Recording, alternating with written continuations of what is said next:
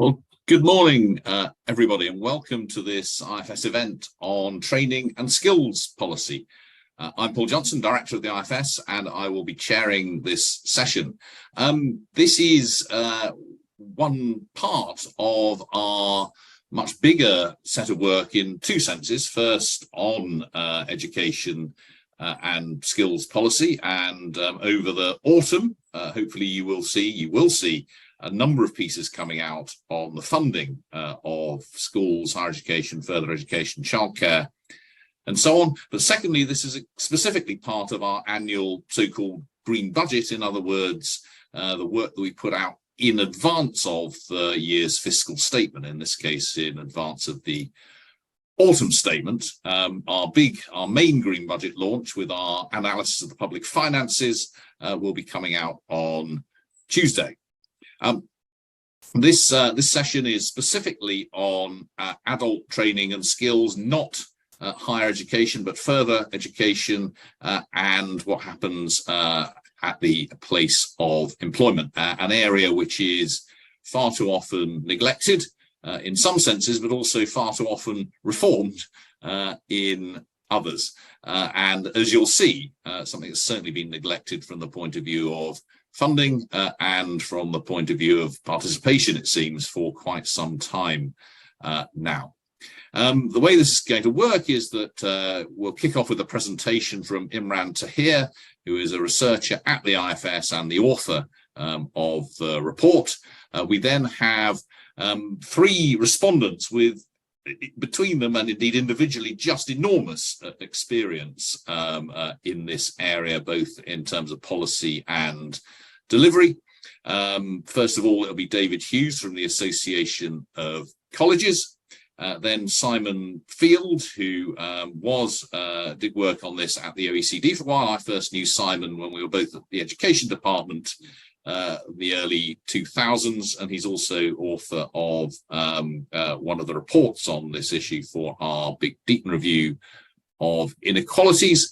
And then Mary Mahoney from the Universities Association for Lifelong Learning, and Mary has a long career in lifelong learning, particularly as it relates to health.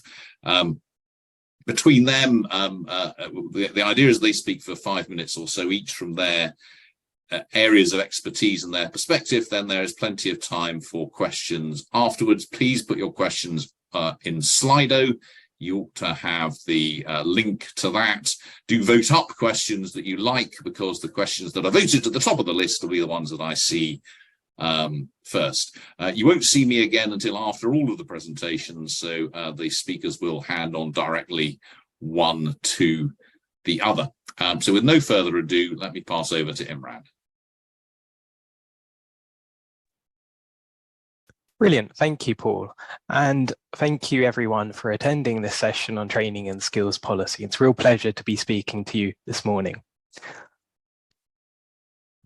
So over the past couple of decades, there's been a large decline in public spending on adult skills. Adult skills funding peaked in the early 2000s at just over £6 billion. And since then, we've seen a decline of almost a third over the preceding decade. Now, a large part of that decline in public funding can be attributed to what's happened to funding for classroom-based learning, which has fallen by almost 2/3 over the same time period. The next major component of public funding is work-based learning or apprenticeships. And here the government subsidises employers to provide workplace training, mainly apprenticeships nowadays. You can see that at least since the 2010s, this has remained a fairly constant share of public funding. Now, there's one final component of public funding that's worth mentioning: advanced learner loans. In 2012, the government introduced loan fundings for further education students taking these advanced vocational courses. But as you can see, this represents a very small fraction of the total public outlay on public funding. So over the past couple of decades, we've seen a sharp fall in public funding, and this can mainly be attributed to this fall in classroom-based funding. Now, there are a number of policy levers available to government for reforming the training and skills policy landscape. In this short presentation, I'm going to focus on two of the key policy levers, the two key funding areas we've seen in the previous slide, the public funding of classroom-based learning and also work-based learning and apprenticeship policy. In the full report, we also cover loan funding, taxation, and an awful lot more. But turning to public funding of classroom-based learning, this is funding used to support two areas of spending. Firstly, entitlements to free or subsidized qualifications at level 3 and below, so that's A-level or equivalent qualifications. And it's mainly targeted at adults without existing qualifications at this level. So for example, if you're an adult without a GCSE qualification or an equivalent qualification, you're entitled to free course, usually at a local college at this level. The second key component of this classroom-based funding is national skills programs. And over the years, there have been a variety of different skills programs that the government have offered. The two key ones at the moment are Multiply, which is targeted at adults with low numeracy skills, and skills boot camps, which are these short vocational courses designed to help people to switch careers. And when we try to address this question of what's the optimal level of funding for classroom-based education, really there are two key questions that underlie this. Firstly, which qualifications and skills programs should the government fund? And secondly, what rate do we fund these different programs? i.e., how much should colleges and other education providers receive for teaching one of these courses? Now, these aren't easy questions to answer, but I think a key reason a government would want to find a specific form of qualification or skills programs is because the returns to this qualification are high. So a key determinant of which qualifications you fund is the returns to these different qualifications. One of the ways you can look at this is through the monetary and labour market outcomes associated with completing different qualifications. This chart shows you estimates of the earnings and employment boost from completing different classroom-based and apprenticeship qualifications. You can effectively think of these estimates as showing you the boost in earnings or employment you'll realise from completing these qualifications. Now, there are two key things to highlight. Firstly, each of these different qualifications, irrespective of the level, is associated with earnings or labour market return. So you benefit from having done these qualifications. However, there's a lot of variation in the returns to different qualifications. So in particular, lower level qualifications, the below level 2 or level 2, where by level 2 is GCSE or equivalent, are associated with especially low returns. Higher level qualifications generally associated with higher returns. Now, when we look at the breakdown of the types of qualifications we're funding at the moment, you see that an awful lot of the qualifications that are classroom-based qualifications that are being funded are at these lower levels. Now, over time, the large decline in classroom-based funding has been associated with a sharp fall in the total number of qualifications taken. So during the early 2000s, over 5 million publicly funded classroom-based qualifications were taken. Nowadays, that's closer to 1.5 million. So there's been an almost a 70% decline in the total number of qualifications. The key thing to look at is the composition of these qualifications and which qualifications we've seen the largest declines in. So if you look at the early 2000s, you'll see an awful lot of yellow here. So the yellow bars indicate below level 2 qualifications. In the early 2000s, these were restricted. You see quite a substantial decline in these qualifications. Later on, during this period, we see a sharper decline in level 2 qualifications. So most of the funding cuts were targeted at these lower qualifications, which potentially had lower returns. Now, another factor that determines which qualifications and skills programs we should fund is the extent to which this funding will substitute private funding. Now, there's been a lot of evidence to show that a lot of the public funding in previous decades was associated with a high deadweight cost, i.e. it was subsidizing training that would have either been privately funded by individuals or firms.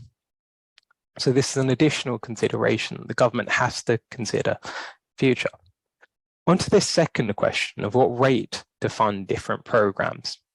So here the government hasn't actually taken an active decision in the past few years. What they've done is frozen funding rates for most classroom-based adult skills courses. And you can draw parallels to what's happened in higher education here. So for a long time, tuition fees have been frozen. Now, to give you one specific example of what this means, let's look at program funding for a GCSE in English or maths. This chart shows you the real terms change in program funding, so how much a college would receive for teaching an adult learner in GCSE English or maths. Now, the actual cash terms that the college would receive is fixed at around £850 in today's money, but that's been the same level it has been for since 2015 and 2015-16. What that means is that in real terms, the funding that has been received for these qualifications has decreased by 20%. Now, this is unlikely to reflect the changes in costs that colleges and other education providers are likely to have experienced in that time, which is why it's likely to reflect bad policy. So just to summarize on classroom-based qualifications, it's not just a case of restoring previous funding levels. Much of the funding cuts that we've seen were targeted at low-level qualifications, which typically had lower levels of returns. The variable returns also mean that in the future, we've got to be careful about where we target spending. And I think there's a strong case that the government should review funding rates because these are unlikely to reflect the true costs that education providers typically face now for providing these courses. So now we move on to the next big component of public funding, employer-provided training. Now, in the past, the government used to subsidize the variety of different types of training, but now the focus of employer-provided training is apprenticeships. The government provides subsidies for apprenticeships. The big reform that was introduced was in 2017, the introduction of the Apprenticeship Levy. Now, a lot of focus is on the Apprenticeship Levy, and it's been widely scrutinized, but really these 2017 reforms came about, there were three policy reforms that came into effect in 2017. It wasn't just this apprenticeship levy. So in particular, firstly, in 2017, there was the introduction of a new tax on all large employers. This was the apprenticeship levy. It was a tax paid by, and is a tax paid by employers with a pay bill over £3 million. But this new tax was used to increase the subsidy rates for apprenticeships. And a third reform that coincided with this change to the tax system and the subsidy rates was new regulations around apprenticeships, the introduction of apprenticeship standards, which introduced more rigorous assessment for apprenticeships and also ensured that apprenticeships were closer to industry standards. Now, these last two changes are likely to have different impacts on apprenticeship participation. So it wasn't ex ante clean reforms would increase apprenticeship participation because the increased subsidy rates were likely to incentivize employers to provide more apprenticeships. But the countervailing effect was the introduction of these new regulations, which potentially made it more costly and more difficult for firms to create apprenticeship opportunities. We've actually seen in effect is that since the introduction of the apprenticeship levy in 2017, there have been fewer apprenticeship starts. So you see that between 2016 and 2017, there's this large decline in apprenticeship starts, which reflects the regulations binding. But alongside that, we've also seen a change in the composition of apprenticeships. In particular, we've seen an increase in the proportion of higher level apprenticeships. Almost 30% of apprenticeship starts today are at higher level. So these include things like degree apprenticeships. Now, the change in apprenticeship composition is one thing. But what I think this also illustrates is just how important it is to view regulation alongside changes in fiscal incentives. Now, saying that, we're going to focus on subsidies for apprenticeships, which are one particular area where I think there is the need for reform. Now, there are sound economic reasons for having subsidies. So in particular, employers face barriers such as credit constraints and other factors which mean they don't fully internalize the full social benefits of providing apprenticeships, which leads to underinvestment in training. And a key response the government can take is to provide subsidies. So in England, we subsidize off-the-job training costs for apprenticeships. These are set at 110% for levy-paying employers. And what that means is that the government will cover the full training costs for an apprentice plus a 10% top-up. And for non-levy-paying employers, the smaller firms, they receive a 95% subsidy rate. And there are two key issues with the existing subsidy levels. Firstly, the differential subsidy rates between levy-paying employers and non-levy-paying employers are unlikely to reflect the extent of underinvestment between different firms. So in particular, you might argue that smaller non-levy-paying employers are more likely to face barriers which prevent them from investing in productive training. But it's these employers which actually have a lower subsidy rate.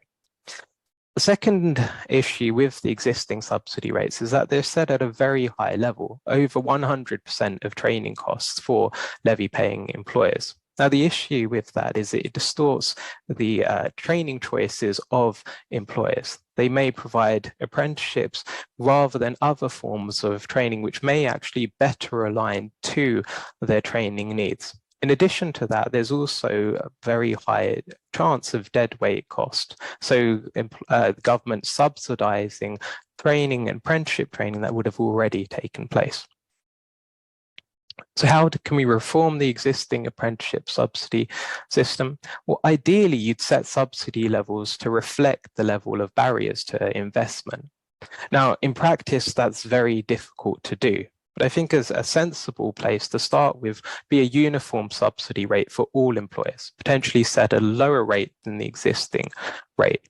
So in particular, both levy-paying and non-levy-paying firms would have the same subsidy rate. This would also make the system more administratively simpler and get rid of the need for things like levy transfer that currently exist. Now, whilst there should be a uniform subsidy rate, it's very possible that the government may want to target certain age groups, for instance, young people or certain industries where there are particular needs to increase the level of apprenticeship training. And there, the government could deviate from this uniform rate to provide additional support. But the key thing is this differential rate wouldn't be based on the size of an employer, but would be more closely related to the barriers to investment faced by different employers. Now, there may also be value in broadening the uses of the subsidy. This is one of the measures that the government, the Labour Party has proposed, broadening the existing apprenticeship levy into growth and skills levy, which means that these subsidies aren't just spent on apprenticeship training, but can also be used for other forms of training. Now, the key risk here is that it could, again, be subsidizing existing training, but also it could be subsidizing unproductive training at the cost of potentially more valuable apprenticeship training. And the way this has been managed in other countries is that there's been a list of eligible qualifications for these subsidies that have been set. But really, if we are to move to a world where there is this broadened subsidy, it is crucial that we get the regulation and the balance of which qualifications are funded correct. So just to summarise, there's been a large decline in public investment in training over the past couple of decades. Now, the government shouldn't simply restore funding to previous levels. A lot of that funding cuts that have taken place in the past have been targeted at courses with low returns. In the future, funding must be targeted at courses and qualifications that are genuinely additional and offer productive training. There are also reforms we can make to the subsidy system, introducing a uniform subsidy at potentially a lower rate.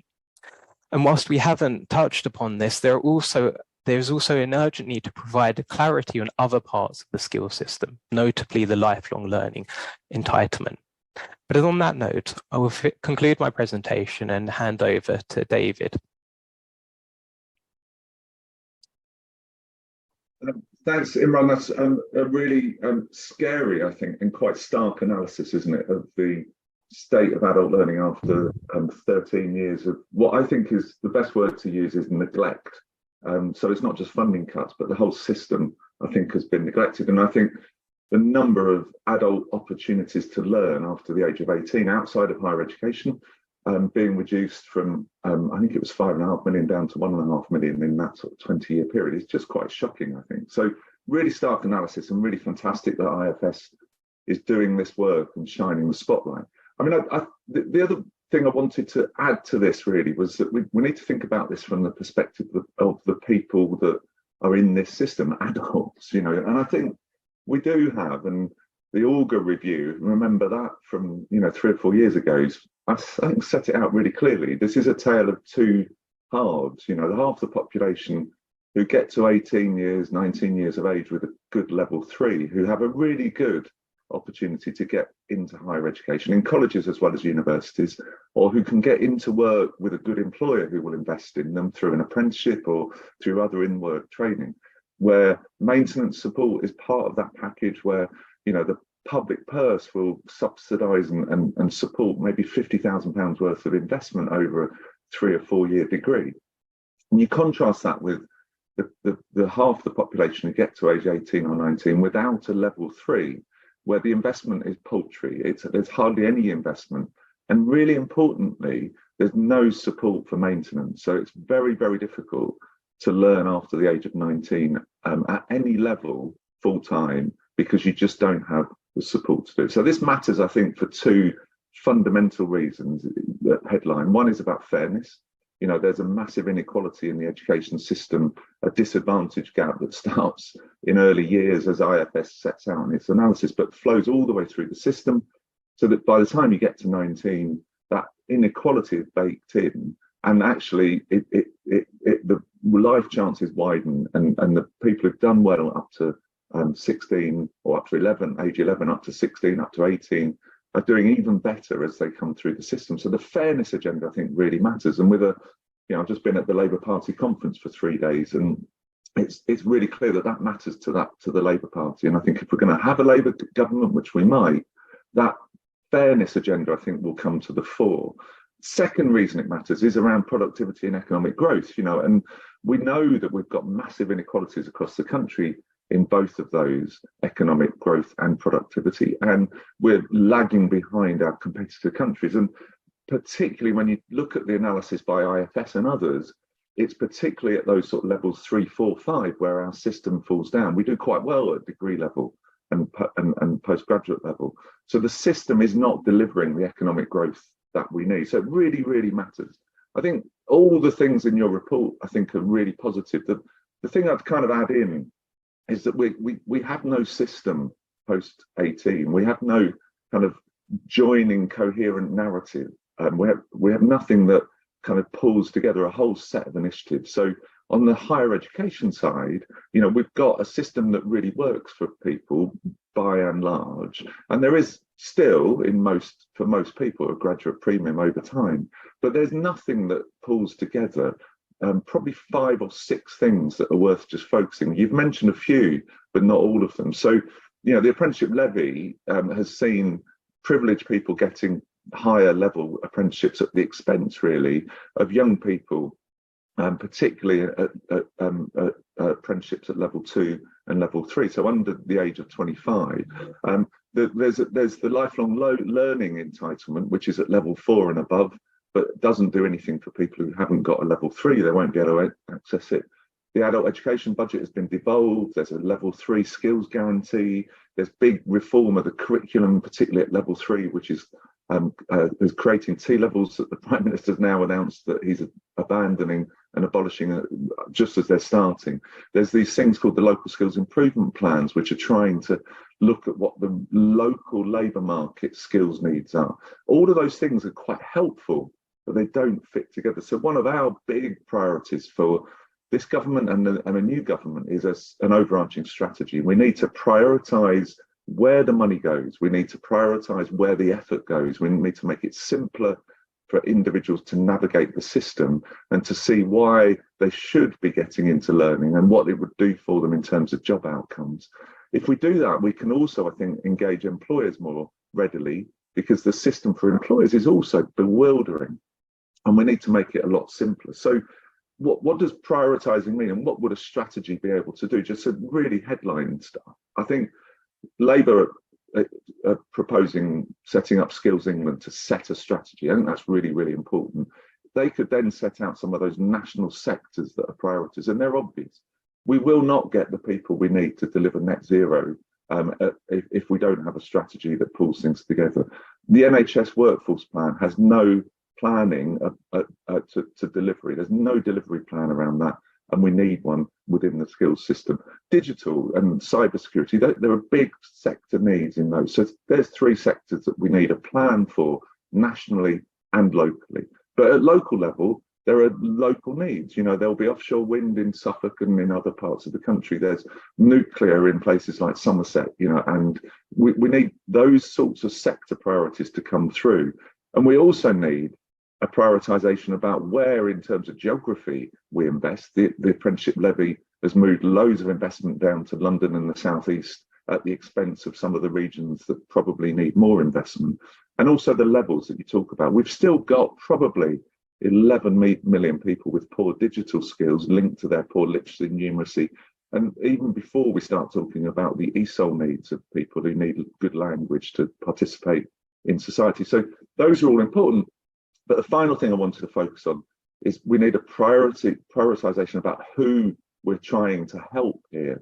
So we need more people to get to level 4 and 5 for certain, but that in itself is not going to work until we think about who they are. So there are lots of what I call accidental adults, people who get to age 19, who haven't really got to that level 3. And in that phase 18 to 25, we need to think about how we support them to get to level 3 at the very least, to start their journey. There's lots of people in low pay and precarious employment, stuck in a universal credit system that doesn't help them get the skills to get them out of low pay.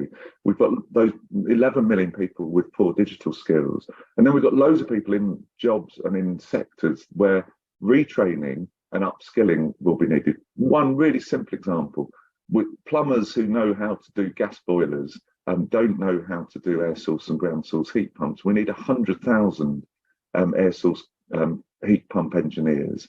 We've got 3,000.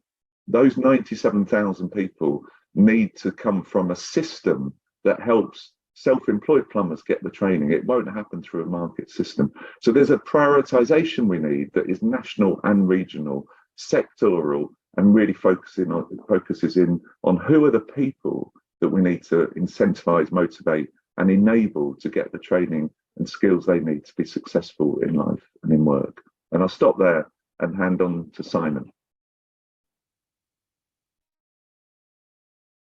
Thank you very much, David.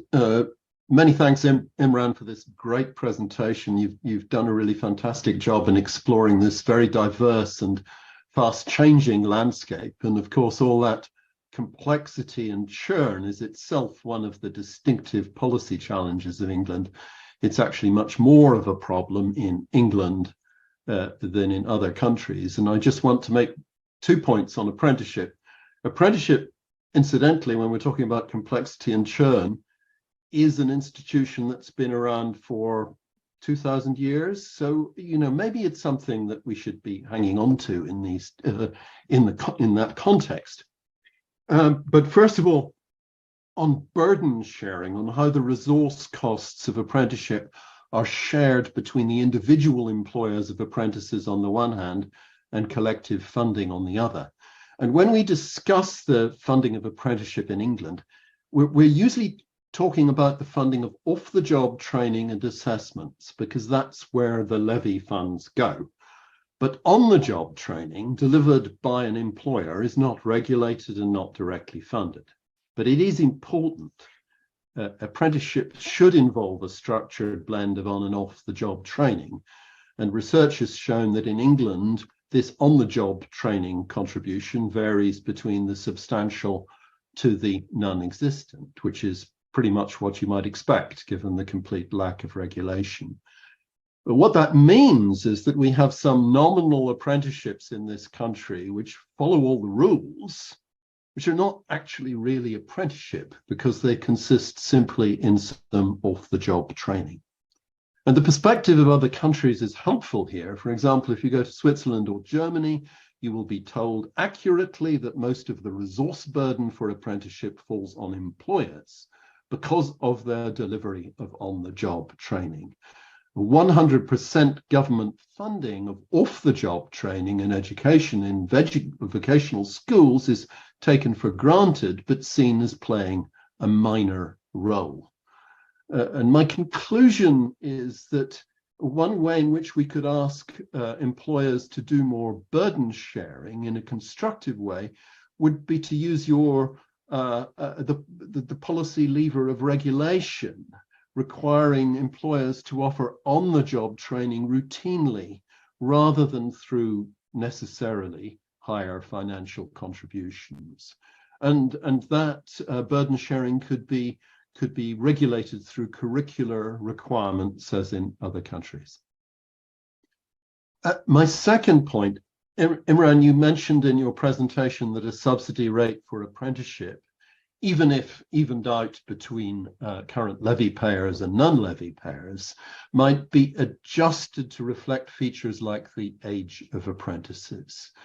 I very much agree, and if it's not too awkward in the context of talking about adult needs, I would argue that youth apprenticeship, by which I would mean, in summary, new recruits under 25 at levels 2 and 3, should be favoured in our funding.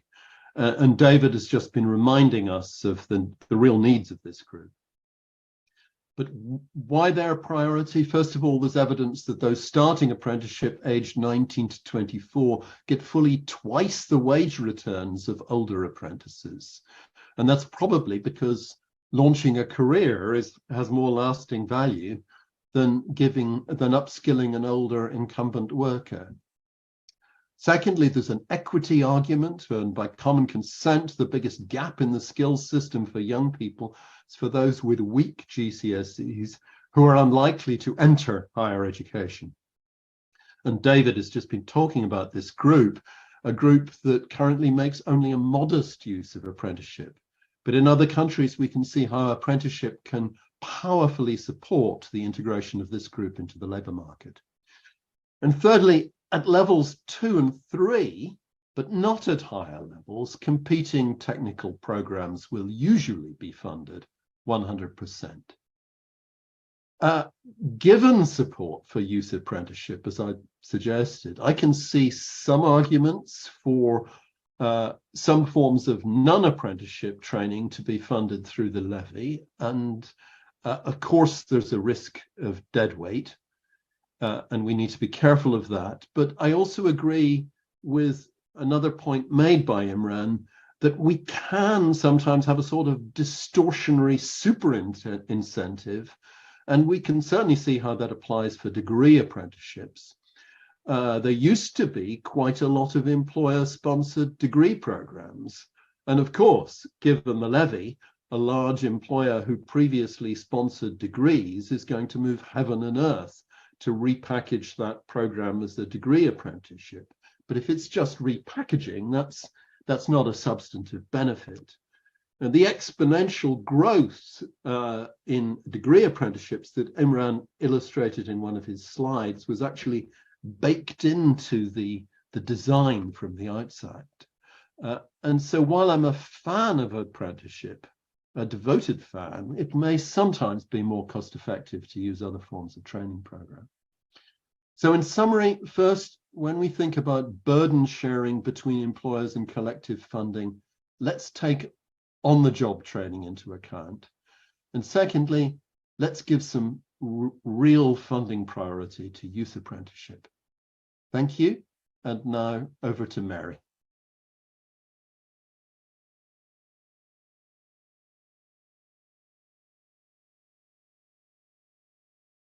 Hi everybody, I'm the last speaker following on from some absolutely brilliant insights, and my perspective is slightly different. I'm representing the sector who deliver lifelong learning, and so I'm interested in looking at the lifelong learning. It's just had a name change, lifelong learning entitlement, which represents a forthcoming government approach to policies and should in fact reflect some of the concerns that have just been expressed by my colleagues.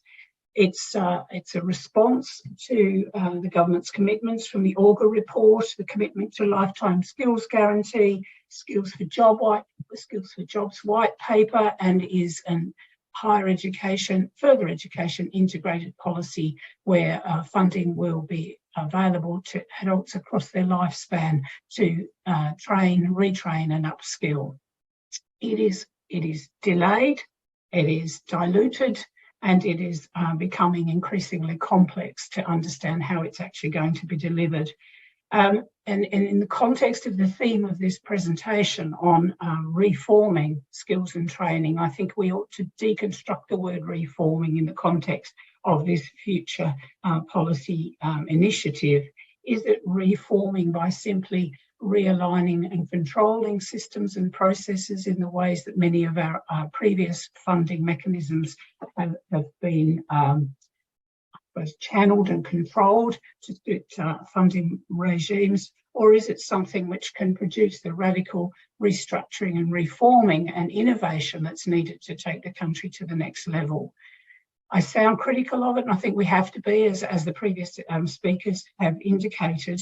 But there is a caveat that in other countries, I've attended several overseas conferences recently. In other countries, they're also grappling with how you fund these future skills needs of the workforces for adults.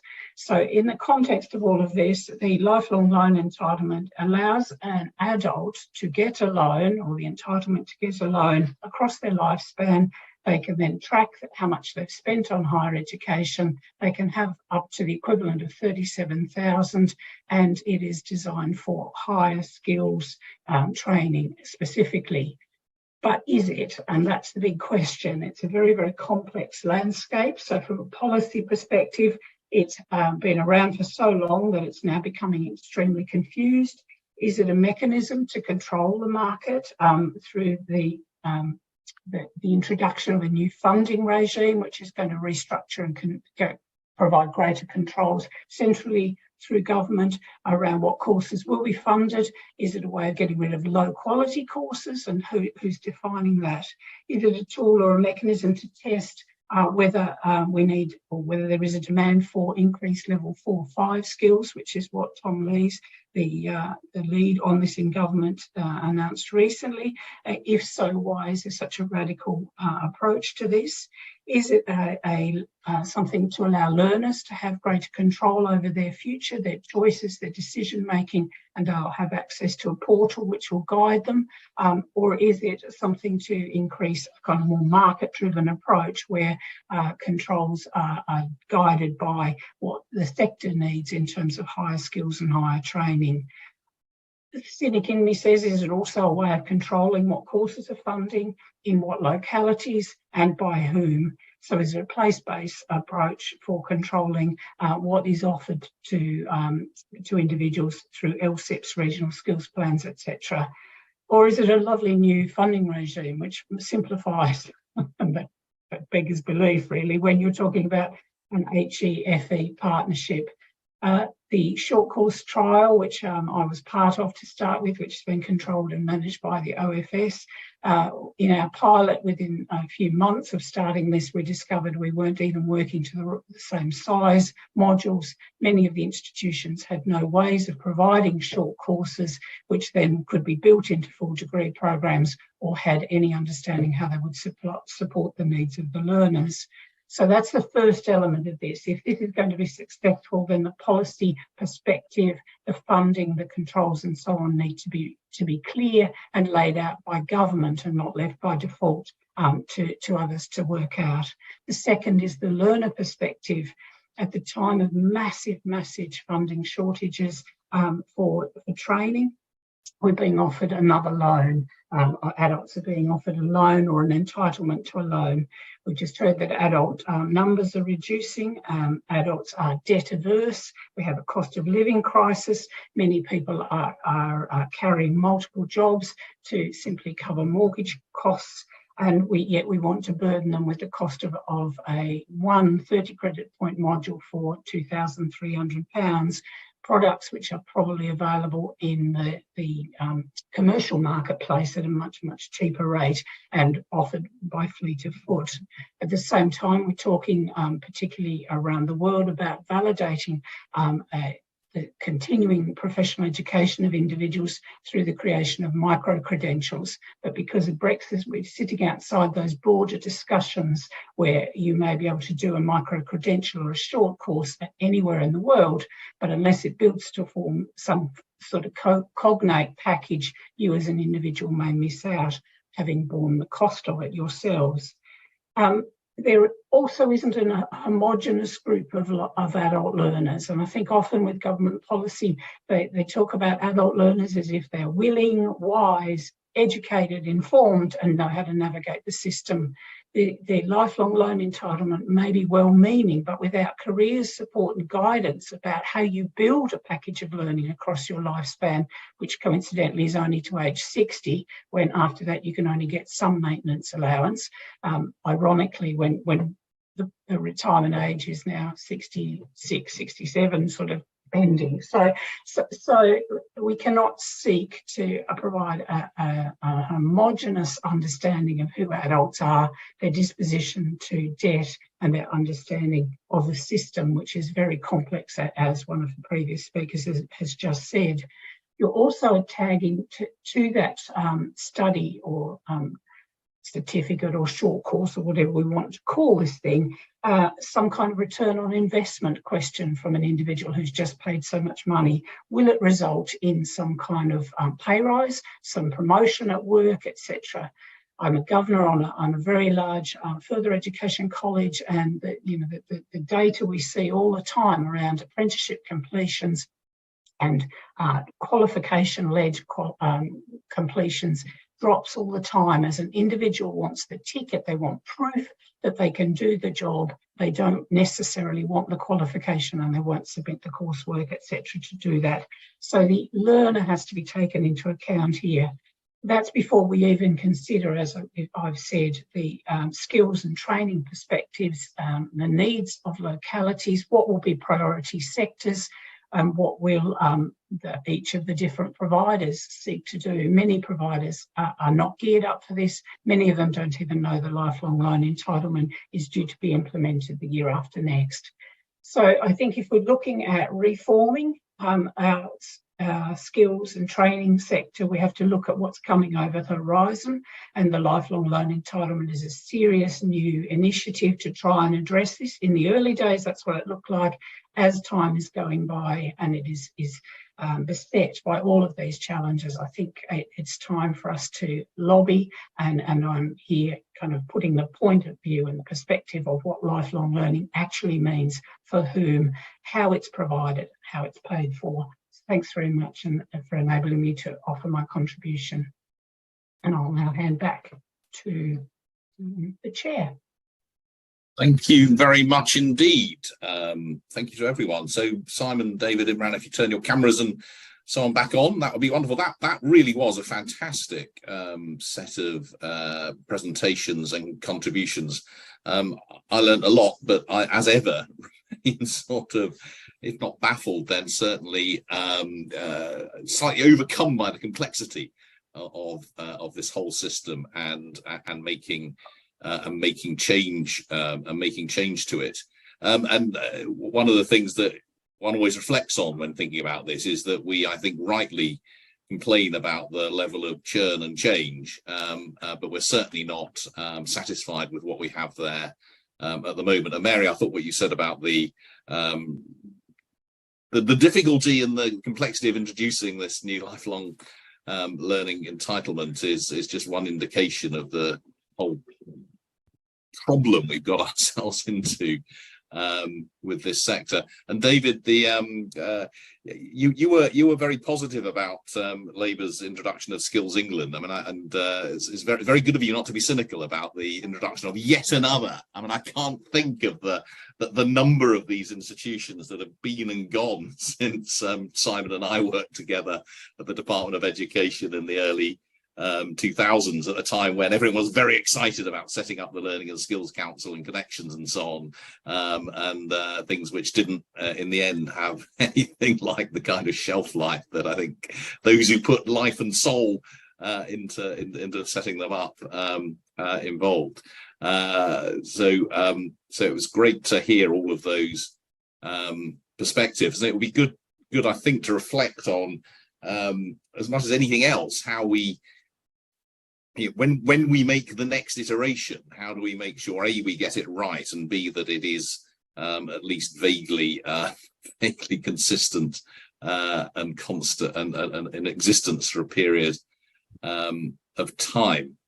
I mean, actually, I've got quite a number of questions in Slido, but I wonder, actually, I mean, on that question, I'd be really interested, David, Simon, and Mary, whether you have any reflections of that kind of general, almost sort of political economy question of how can we get from where we are to a system, whatever the details of its structure, that we think might actually have a chance of surviving for a parliament or two. David, do you want to start with that? I mean, I'd quite like all three of you to reflect on that before I come to you with questions from Slido. Well, there's someone who set up the Learning and Skills Council and then shut it down. So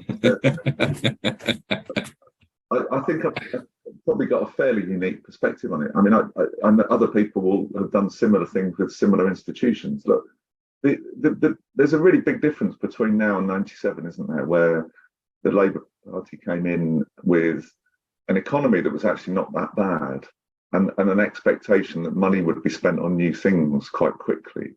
The Learning Skills Council was set up with massive ambitions, and I still talk to David Blunkett about it now, and I think the right ambitions, actually. And what I saw was, I mean, I'm biased, of course, because I was in it and doing a lot of the work. I mean, we did a lot of work to improve quality, to improve standards, to, it was great seeing Imran talking about the increasing numbers of people doing level 2. That was because of us. We drove that helped thousands of people get the qualifications they needed. So I don't want to make people think that there was no impact of an institution, Learning Skills Council. It was flawed, I mean, for all sorts of reasons, but there were lots of positive impacts as well. I think what happened, I mean, I could talk for hours on this, I won't. What happened was that we didn't move quickly enough in the areas that politicians wanted us to move, and we ended up with a very centralised system, and there was not enough trust. And I think that's the bit that we need to get right. We absolutely need a national framework, which is why I think Skills England could provide that, a national framework, but not a stranglehold, and certainly not a micromanagement. That then allows, the metro mayors and others at local level and the college leaders working closely with university vice chancellors to say, okay, where are the priorities, and who and how are we going to help the system, and an expectation that we can't do everything, And I think there's much more realism now that we can't do everything. You go back to 97 and remember the optimism we had that the world would change. We don't have that anymore, sadly. But there's a realism, so, which is why I was saying we need to focus. We need to prioritise the who, the where, the kind of which groups of people. And I think if we could do that at national level through Skills England, there's much more opportunity to deliver and see results quite quickly. And that I think feeds back the confidence that the system's working without the need for that micromanagement intervention from the centre, which is what happened on, Train to Gain, I think, was a fantastic programme. I did one of the pilots in Derbyshire. It made transformational change for individuals in low paid work. But what happened is it wasn't moving quickly enough for the politicians. It got centralised and all the controls and prioritisation was taken away. And there was loads of dead weight. There was loads of abuse of the system. So I think there are lessons we can learn if they ask us, and there's enough of us around who've got the scars from all of those system failures. That's fascinating. And actually, we work across health and local government and transport and all these things. And the message is very often very similar, which is that if things get horribly wrong or often it's changes in governance and devolution, which is really important. Simon, did you have any reflections on this question? Oh, you're on mute, Simon. Yes, it's the question. And it's interesting to see how that question is addressed in other countries, and typically in European countries, it essentially through social partnership that effectively insulates key parts of the skills system from political change, because if you can get the trade unions and the private sector together, then government find it difficult to do something interesting just because the minister has a great idea. So I think you have to look for institutions that will have some degree of cross-party support. People often say, oh, well, you can't introduce social partnership here, it's not in the DNA, blah, blah, blah. I often hear that. But interesting to see the US state of Washington introduced social partnership into its skills system 15 years ago. They brought it from Germany, imported it, and it really works well. And even in what you might think is in a climate where it wouldn't grow well. So I would suggest that, rather than if the Labour Party comes to power, they look at social partnership models. And I think they're in a good position to do it because they're obviously looking towards business and a partnership with business already, as well as their traditional partnership with the trade unions, to try and build that in a way that insulates these institutions from government tinkering, which is basically what goes on. Oh, the other point I might make is just to reiterate apprenticeship. Apprenticeship, it's going to be there in 100 years. Skills England may not be. Indeed, Mary. Yes, I agree. I think it's, for me, the perspective is very much wasn't invented by me, so it can't be any good. It's got to be initiative driven, it's short term, and it's then you end up thinking, but where are you trying to get to? And how are you, what's the vision that underpins this? So I think that for me, that's the biggest challenge. There is no clarity on where we're trying to get to. We've just come out of a pandemic, we have Brexit, but we also have a radical technological change and development. So where's the country trying to get to in the next 10 years? What is it going to be an expert on, and what are the building blocks and the partnerships that are required, as Simon has just said? And, I'll give you an example. In 2000s, I think the late 2000s, the Higher Education Funding Council funded an amazing national project around employer responsive higher education in all of its forms. How do you produce higher and further education which is employer responsive? FE has it already worked out, it's got great models, etc. Higher education less so. And the key lessons were learned. It was a very expensive project, but yet we're just going through, new IFS short course trial, where we discovered, as I said in my presentation, that institutions couldn't manage the short courses. They had no capacity to deal with individual learners who were buying one chunk or two chunks or building a course to reach their end point. But also they didn't have expertise in knowing how to do it. So I think we have to go back to grassroots and say, what does the country need now? And I know the Centenary Commission, who have reconvened, put out a paper recently based on the findings or the representation after World War I about come out of a war, how was the country going to rebuild its skills needs for that time?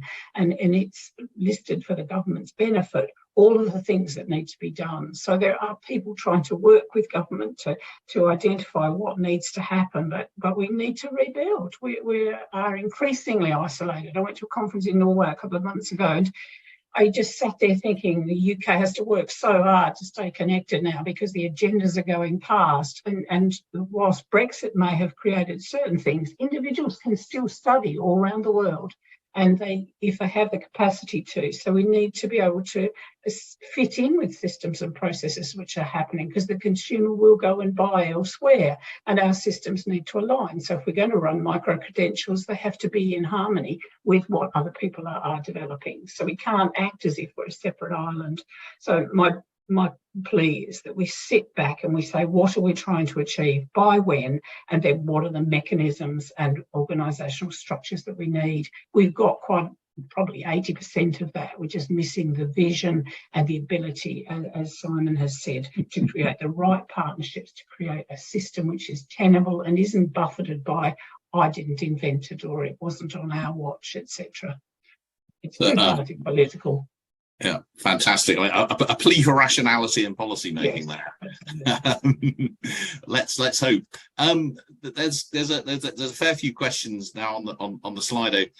There's one question. I don't know whether any of our panelists can help with this. There's a couple of questions about the role of the benefit system here, and whether there's any changes that we could make to encourage younger people, particularly. So it says child benefits withdrawn if they're doing an apprenticeship, but not if they're in full-time education. There's also a question about people who are claiming universal credit and restrictions around that. Is that a question that any of our panelists feel qualified to provide some thoughts on? Yeah, I'm not sure if I'm qualified. I've got the example given of child benefit withdrawn if you're an apprentice at age 16 or 17 it's just crass, and we've been trying to get that changed for years, and nobody thinks it's a good idea, but they just don't want to spend the money. It's a simple cash thing, but it does absolutely prevent some young people from doing an apprenticeship, because the apprentice wage is so low. The family losing the child benefit just is not acceptable, and it's not possible in the cost of living crisis. Sometimes the household lose universal credit as well, so it can be worse than that. So that's a loophole that needs to be addressed for certain. And we've done all sorts of lobbying on it and failed, sadly. I think the wider question is the job first priority for DWP and Job Centre Plus does absolutely condemn many adults to poor pay, precarious work, bouts of unemployment between pretty crap jobs, when what they do need is sometimes a sustained piece of learning, which probably doesn't give you an immediate economic return. Digital skills, literacy, numeracy, could be ESOL, basic skills that will help them in life and in work. And that longer term perspective is completely absent within Job Centre Plus. And I think there's tons of evidence over the years of how that people are just going through a revolving door back in and out. And again, throughout the, my life as a senior civil servant, we worked so hard to get Job Centre Plus and colleges to work together. There were great examples at local level, but there was never a systemic response to it. So you could get individuals running Job Centre Plus and areas working with their local college and doing brilliant work with adults to give them the skills they needed to get good jobs with progression. But actually, a change in personnel could kind of obliterate it. We absolutely need to make it much more systemic and allow good training, but give people the chance to get good jobs. That's a really interesting perspective. I mean, in a sense, that is increasingly, I think, chiming with a lot of the academic evidence on the importance not just of getting people into any old job, which is effectively what we've been focusing on for a long time, but of the training and the quality of the job that people move into. Well, and just the other evidence, of course, is the number of people in jobs who are on universal credit, because the jobs just don't do well enough, not enough hours, precarity and so on, 0 hours contracts, So it's that group, as well as the unemployed, it's the underemployed who need the training. Yeah, and often they have the time because they might be working 20 hours a week, so the time is there, but they lose universal credit if they do training and not available for work for the whole of the week. It's a nonsense. It's a complete nonsense. Anyone else like to address this particular question? There are plenty more if you don't want to. Can I just, one point, it's interesting to see how other countries tackle the same issue. I mean, in England, of course, apprentices are employees, which means that automatically, for all sorts of benefits reasons, they're treated in a different way from students. In many countries, apprentices will either have the legal status of students or the separate legal status as apprentices with an apprenticeship contract with their employers rather than a regular employment contract. And all the kind of raft of benefit issues go with those things. And I think it is worth thinking about whether there may be a sort of rather more comprehensive solution to the sort of benefits issue rather than an ad hoc benefit by benefit approach, perhaps by giving youth apprentices an apprenticeship contract, which would be different from, although closely aligned with, an employment contract. There's a couple of other questions here which about returns essentially to level 2 qualifications, and I suppose to some extent they're both asking when economists do this work looking at returns to level 2 vocational qualifications and tend to find that often find that there aren't very many to some of them. Are we missing something? So there's one question here really asking, what about the opportunity that gives people to move to level 3, and is there a lot of that, and does that mean that the actual returns are higher? And there's another question really asking about the sort of social non-economic returns. But it'd be quite interesting to get reflections on this, because this is one of the, for a long time, this has been one of the conundrums, I think, about lower level training, which is that it is quite hard in the data, I think it's fair to say, for quite a lot of those lower level qualifications to actually see significant returns. And yet there is a sort of sense, which may well be an appropriate and correct one, that they are nevertheless valuable in some ways. I mean, do you want to kick off on that one, Imran? Then I'll come to the others. Yeah, so I'd say that generally within further education problem, and so if you look at, there is quite a high degree of progression from below level 2 qualifications to level 2 qualifications, but then that's where you see the cutoff. There's not so many people progressing from these level 2 qualifications through to level 3 qualifications and even beyond that. Now, part of that is due to funding reasons. So for most of the 2010s, there wasn't this level 3 funding entitlement. So you weren't able to access funding for a new qualification at level 3. And that prevented people from progressing from level 2 through to level 3 qualifications. But there are also issues beyond this. So there's very little progression from level 3 onto these higher technical qualifications. It's what creates the so-called missing middle in England. So very few people relative to other countries have higher technical qualifications, which we know are associated with very high returns. Now, part of that is, again, due to funding reasons.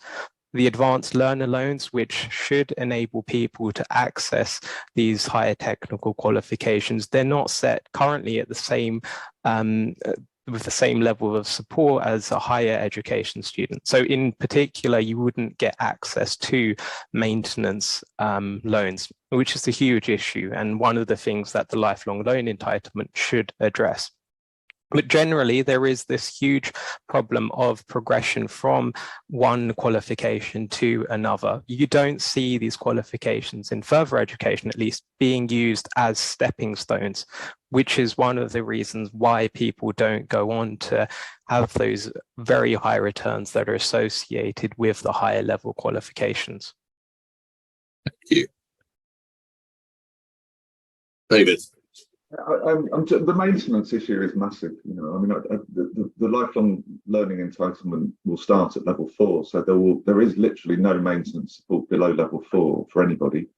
And you know, refer back to the universal credit conversation. You can't be on universal credit and train very easily.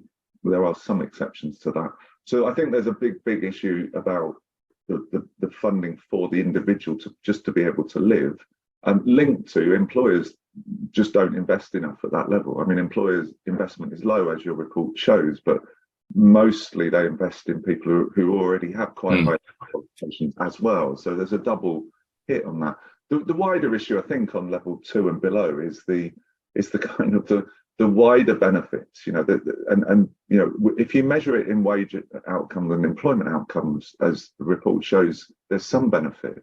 If you look at health, for instance, there's a bigger benefit. If you look at participation in society, there's a bigger benefit. If you look at, you know, tolerance in communities, if you look at volunteering, you know, so there are lots of social benefits which are not measured because we look at it down the lens simply of jobs and salaries. And it's very difficult, as we all know, to get Treasury to measure those things. I think the health benefit is the one I think we need to work harder on. We know that, you know, again, all of Marmot's work shows that there's a very strong correlation between education and good health, you know, and people at lower levels tend to have poorer health because of lifestyles and all sorts of issues. And as people get into learning, their health improves and their call on the health budget reduces, but that's not measured anyway. So I think there's some complexity around the lower levels, which we need to be thinking about.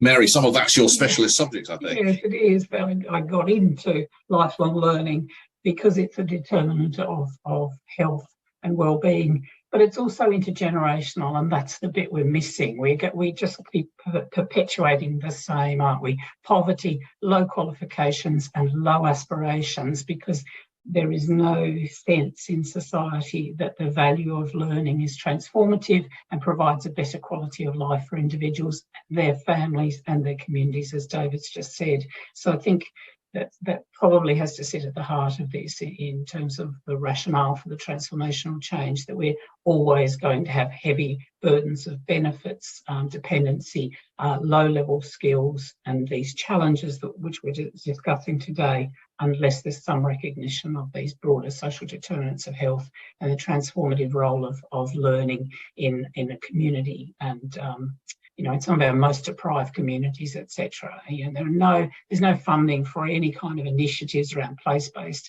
learning opportunities, such as learning cities or cities of learning that the RSA promotes, etc. It's all about individual and the debt and the benefit and the accrual for them, but not the broader social benefits for the country, which I think is back to what are we trying to achieve in this country? What are we trying to be expert at? And that's where the priority funding has to be driven. And it has to be a longer non-political view rather than one which is political party biased, and change will always be consistent. Every party that comes in will have to change for change's sake, because they'll need to demonstrate what the change produced for them, not for what the change produces for the country.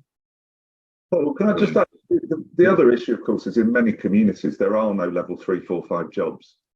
You know, so progression to a higher level actually is not a very rational decision to be taken by an individual, because literally there will not be the jobs to be able to go to. So why bother getting a level 4 qualification if you're not going to get a job? You know, Middlesbrough, the vast majority of adults are working in level 2 or possibly some in level 3 jobs. You know, and the number of level 4, 5 tiny. You know, so you need an industrial strategy that drives demand to open up opportunity that then people might be able to respond to. That's an important bit of context. It really is, which we often forget. Did you want to add anything to any of that, Simon? You're on mute again. Yeah, no, I don't think so. I mean, just a comment. If you compare it internationally, it's interesting to see that many other countries don't really have many level 2 qualifications. Certainly not freestanding ones. They would say, well, that's lower secondary education. It's not school education. It's not. And of course, there are lots of people studying at that level, but they would typically be doing courses rather than qualifications. Perhaps supported courses of one sort or another. That, again, really helpful context. And we've got 5 minutes left. There's a number of questions. There's 2 or 3 questions specifically about apprenticeship. So let's end on that. I think the broad set of the board issues, the broad question I think is being asked is, what would you do to reform the apprenticeship levy and regulation to make it work better and to minimise dead weight? I'm sort of slightly combining a few questions there to give hopefully a reasonably coherent and broad issue for our panelists to address as closing comments. So essentially, you know, we've got the apprenticeship levy, we've had the reforms to the regulatory structure. What, broadly speaking, would you do to make that work better for employers, to minimise dead weight? And I think there's also a question here which also I think reflects some of the points that some of the panelists made to ensure that this is directed in a sort of socially equitable manner. So quite a broad set of things to ask of an apprenticeship system. Why don't we go in the order that you appear on my screen? So Mary, Imran, Simon, David. Oh, it's not really my area of expertise, but I just think a recognition that lifelong learning and work-based learning are a lifetime journey. So anything which makes the levy accessible to all in their area in order to develop the kinds of careers that they want, I think it has to be the priority. So I'll hand over to my colleagues who know this better than I do. I'm sorry. Sure, Imran, perhaps you could just distill the key things you took from the chapter on, you know, what we might want to do to the apprenticeship levy. And I mean, to some extent, I know you covered that in your presentation. Yeah. So I think firstly, we should work with the existing framework that we've got. There's no need to tear it up and start again. However, there are changes and tweaks that we should make to the apprenticeship levy system. So set out, I think there should be a uniform subsidy rate, and there shouldn't be a difference between levy paying firms and non-levy paying firms. If there are going to be differences in this subsidy rate, it should reflect actual differences in the ability and barriers faced for investing in apprenticeship training. So if there are certain sectors where we want to invest more in apprenticeship training, if young people are likely to face particular barriers to accessing apprenticeship training, then we should adjust the subsidy rate to target those specific people, but from this base of a uniform subsidy rate. The second key point is around how we use this subsidy. I think there are strong arguments to broaden the use of this existing subsidy, equalizing it across different forms of training, thereby, I think, preventing distortions for employers who are deciding whether or not to invest in an apprenticeship or other forms of training that could be productive. However, here I think regulation really is key. We need to ensure that those other forms of training aren't simply health and safety courses, other sorts of courses that aren't genuinely having a productive impact on the workforce. Thank you. Simon. We should do two things. One is, as I've said, I think we should energetically support youth apprenticeship as their priority. That may involve top slicing the apprenticeship levy funds for that purpose. And the second thing is to do effectively exactly what I completely agree with what Imran has just said. Given the support that we give to a youth apprenticeship, we can make the rest of the levy funds be available more flexibly, subject to the kind of rather careful regulation, as Imran has said. And I'll be making those 2 points in a forthcoming publication. We'll look forward to it. David, you have the last word. Look, first of all, stop giving it to employers to spend. They've spent it badly, and it's failed. So it's a hypothecated tax that's there for the apprenticeship and skills programme, and it needs to be spent, given to Skills England to spend wisely. Employers can access it if they're doing the right things. Increase it to 1% over time, because employers don't invest enough. It was a purpose of it. It hasn't worked. Stop anything at level 5. Stop funding degree apprenticeships through this. There's a loan system that can fund degree apprenticeships. Absolutely, Simon, prioritise younger people in the system. So some kind of top slice or some kind of restriction on those over 25 years of age. Fund 16 to 19 apprenticeships through the study programme budget. They have a right to learning, and they should be able to use their funding that could be done on A levels or T levels for an apprenticeship to help them access and give more power regionally to spend the money on training that really matters. So one, as well as what Imran and Simon were saying about controlling, non-apprenticeship spend, let's prioritise it on the sectors of the economy where it really matters. The ground source heat pump engineers is a good example. It would be a great use of that money, and it would be very, very targeted. Fantastic. What a wonderful upbeat note to end on, and certainly quite a radical one in terms of the degree of change you're suggesting there, David. Look, that was a fantastic event. Thank you so much, Imran, Mary, Simon, David. I mean, I learned an enormous amount, and I hope everyone listening did so.